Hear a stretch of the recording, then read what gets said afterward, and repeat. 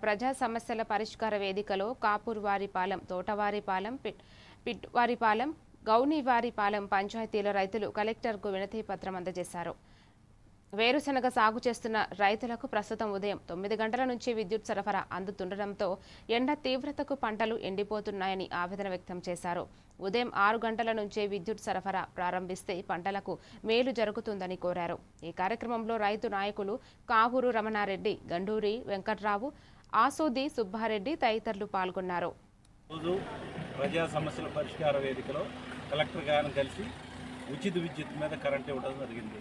తోటవారిపాలెం, పిట్టువారిపాలెం, గౌనవారిపాలెం, కావూరువారిపాలెం రైతుల్లో వ్యవసాయము వేరుశనగ ఎండాకాలం బాగా సాగు చేస్తారు, కాయగూరలు వేస్తారు. కాబట్టి ప్రభుత్వం వారు 9 గంటల నుంచి కరెంట్ ఇవ్వటం వల్ల 10 అయ్యేలేకి ఎండ తీవ్రత ఎక్కువగా ఉండడం వల్ల పైర్లు ఎండిపోతున్నాయి. రైతులు బాగా ఎండలో నీళ్లు పెట్టాలన్న సమస్యలు కూడా పడిపోతున్నారు 12 అయ్యేలకి.